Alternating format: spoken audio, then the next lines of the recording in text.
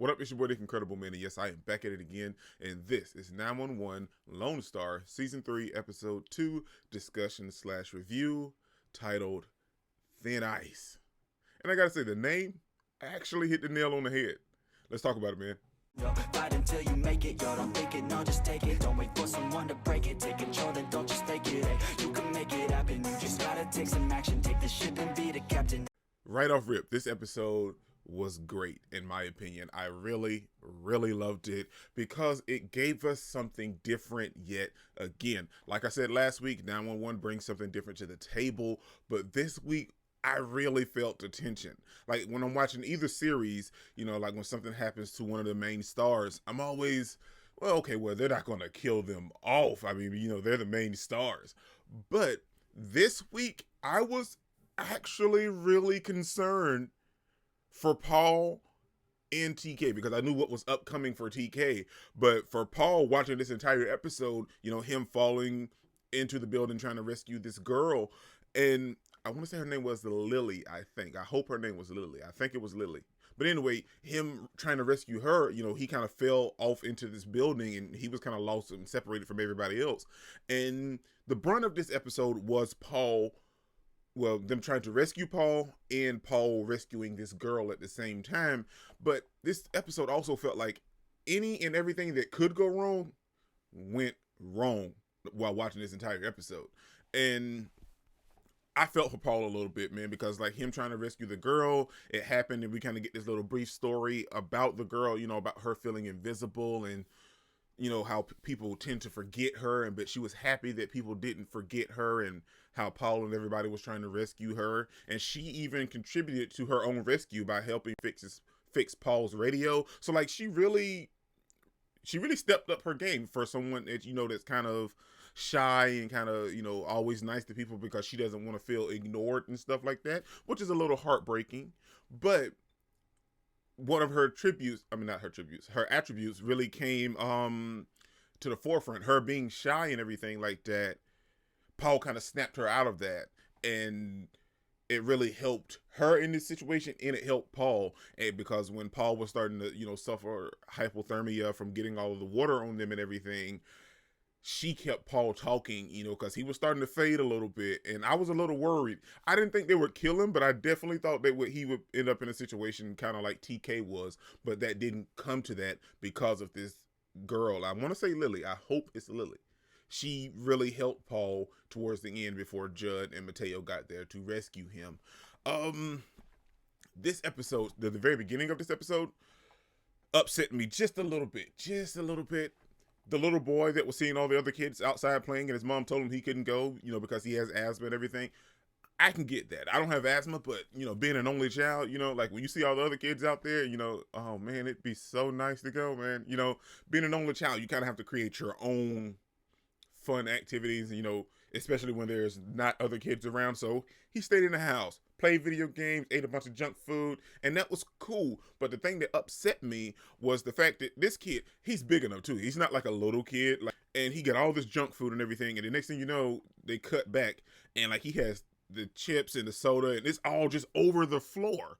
Come on, man, dude, you are way too big to just make this big of a mess and just leave it. I mean, come on, man. Like, were you not afraid your mom was gonna come home and just, you know, and body slam you for just leaving this mess and just making this huge mess across the floor? That's the only thing that upset me about the entire episode. But we get to see what led him to being under the ice, because, you know, from the very first episode we see that the little boy's under the ice, but we didn't really get much more than that. Now we understand how he got under the ice and why he was under the ice. And it's a little sad, man, because he wanted to play with everybody else, but everybody else was going in because they had been out for a long time anyway. So he's out there by himself, and the next thing you know, he just slips under the ice. But to be fair, his mom told him to stay inside. But, you know, what kid obeys their parents when you're young like that anyway, man? I mean, come on, let's be honest. But the fact that, you know, he was under the ice, I feel like because he had asthma and because he was under the ice, you know, it kept his body temperature down. I feel like that's what contributed to him actually staying alive. I mean, I don't know a lot of medical stuff, but I watch a lot of medical shows, and I feel like that is what contributed to him staying alive. The factors weighed in, and that is what helped him stay alive. The TK part about that aspect, I don't know if is it just me, or it seems that TK has the worst luck. From him being a firefighter to him being a paramedic, he just seems to be in all of the worst case scenarios when it comes to, you know, his personal health. You know, him getting shot, him being caught up in the minefield with his father and everything else like that, and then now him, you know, freezing and suffering severe hypothermia, and, you know, kind of going crazy a little bit and everything else. TK has the worst luck of the draw, if I'm just being honest. I'm just putting it out there, but he has the worst luck, man. But Owen's a little unlucky too, because we see that Owen happened to save a guy that was, you know, freezing to death or whatever in the snow, and he had like a cut or a gash on his arm. And Owen saved him, and then we get introduced to his neighbor, which this so happens to be Julie Beans. I love me some Julie Beans. And if you don't know, she was Dexter's wife in Dexter. She was the vampire lady in Angel. So, you know, like, I love me some Julie Beans. But we get introduced to her yet again, and she's helping Owen save this dude. But just so happens that this dude that Owen is trying to save just happens to be the guy that's illegally transporting these people, with a coyote that's transporting these people. And once he gets them there, he steals all their stuff to try to demand more money from these people. Owen's luck sucked too. I'm just putting it out there. His luck sucked. He just so happens to save the one guy that's, you know, kidnapping and holding these people hostage, and this is the guy that you save.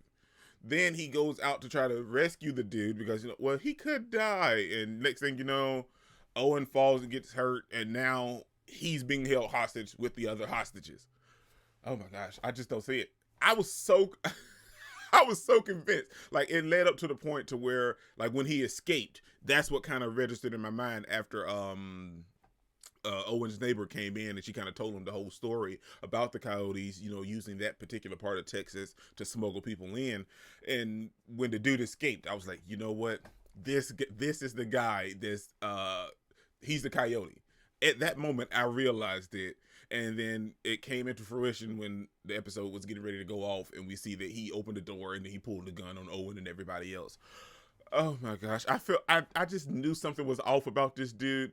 But, you know, it is what it is. So now we got to go into the third episode of this season. And I feel like that's kind of going to wrap everything up, probably, because we didn't see Marjan at all this episode until the very ending, where she kind of woke up after her car crashed. So now we see that she's in the whiteout as well.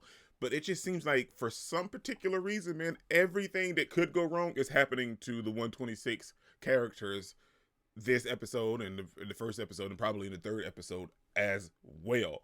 But I am excited because we get to see that even though these situations are happening, we still get that whole connection from the 126. The only thing now is we got to get Owen through his situation. Marjan has to get somewhere safe, and I feel like Paul will recover fine, and we got to get TK on the mend. I mean, I hope it comes out, because TK has made it through a lot of stuff miraculously, but hopefully this isn't the one that does him in. I hope not. I don't need them to take TK off the show. I need TK on the show. Now, they can't be taking TK off. So hopefully he'll make a miraculous recovery and everything will be fine. But, like, as of right now, it's a very dire situation, and I hope that we can rectify that as the season goes on, because I don't want TK taken off the show. But overall, it was a great episode, man, and we get to see the saving of the little boy, which was nice, the saving of Paul and his girl, and we get to see that whole wholesome connection between Judd and Grace, where he brought her a whole bunch of stuff that she might need while she's at the 911 call center. So that was nice as well. It wasn't a heavy episode, if you will, just a lot of things that kind of just fell like dominoes in this episode. It was like boom, boom, boom, boom. We kind of just got everything that led up, and I feel like episode 3 is hopefully probably the conclusion of like the whole big snowstorm, but it's probably going to kind of wrap up everything else as well, man.